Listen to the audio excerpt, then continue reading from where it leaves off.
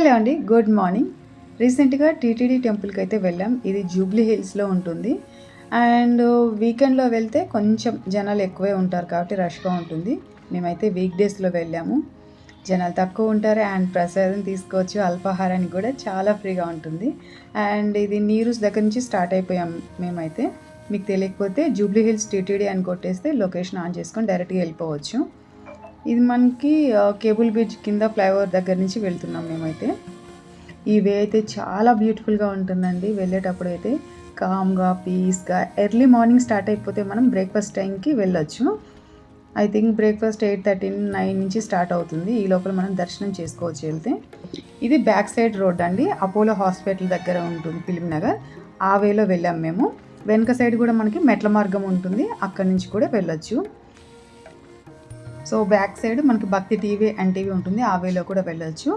ఇక్కడ స్టాండ్ దగ్గర చెప్పులు వదిలేసి ఈ మెట్ల మార్గం దగ్గర నుంచి వెళ్ళొచ్చు. మనకి 3-4 వేస్ ఉన్నాయి చుట్టూ మనకి వెళ్ళడానికి. ఇక్కడ మనకి అగరబత్తులు, కొబ్బరికాయలు ఇలాంటివి తీసుకోవచ్చు. సమ్మర్లో జనాలు ఇబ్బంది పడకుండా ఉండడానికి ఇలా షామినా లాగా ఇట్లా పైన చూస్తారు కదా, క్లాత్తో మంచిగా అరేంజ్ చేశారు.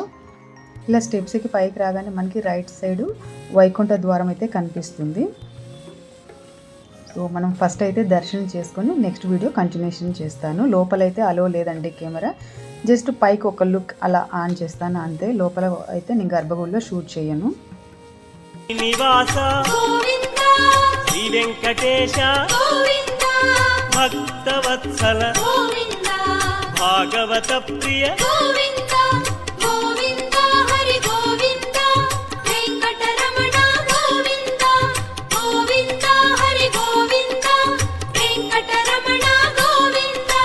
ఇక్కడ మనకి పుష్కరిణి కూడా ఉంటుంది. ఫెస్టివల్ టైంలో ఇక్కడ వాటర్ అయితే బాగుంటుందండి, నిండుగా కనిపిస్తుంది మనకి.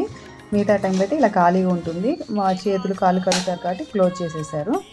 ఇక్కడ మనకి దర్శనం అయిన తర్వాత బయటకు వచ్చిన తర్వాత లోపల పద్మావతి అమ్మవారు అలాగే అండాలమ్మ అమ్మవారు ఉంటారు. ఈ క్లిప్ మాత్రం జస్ట్ అలా ఆన్ చేస్తాను. ఇది మెయిన్ గర్భగుడి. సో లోపలికి కెమెరాలు లేదు కాబట్టి బయట కూర్చున్నప్పుడు ఇలా షూట్ చేస్తాను నేను. తర్వాత ప్రసాదం తీసుకొని అయితే బయటకు వచ్చాము.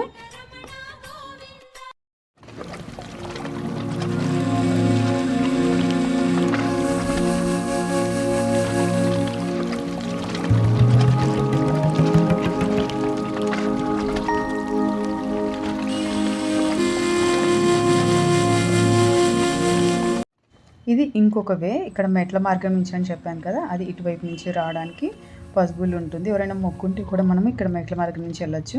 ఇక్కడ హనుమంతులు వారు ఉంటారు. హనుమంతు దర్శనం చేసుకొని నెక్స్ట్ ఇక్కడ నుంచి మనము కొబ్బరికాయ కొట్టేసుకొని మొక్కు తీర్చుకొని వెనక సైడు మనకి వినాయక స్వామి వారు ఉంటారు. అక్కడ వినాయక దర్శనం చేసుకొని నెక్స్ట్ మనం ఇక్కడ నుంచి అల్పాహారానికి వెళ్ళాల్సి ఉంటుంది. చాలా బాగుంది కదా, ఇక్కడ చల్లగా మొత్తం చెట్లతో నిండిపోయి ఉంటుంది, అందుకే మనకి అంత చల్లదనం ఉంటుంది. ఇక్కడ కూడా మనము దీపారాధన చేయొచ్చు చెట్టు దగ్గర.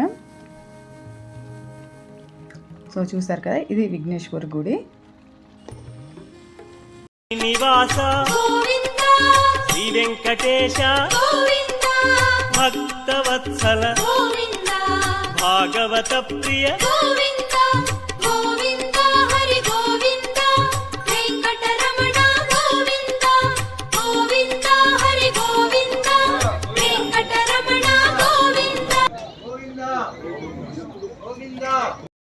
సో చూసారు కదా, అల్పాహారానికి అయితే తీసేసుకున్నాం మేము.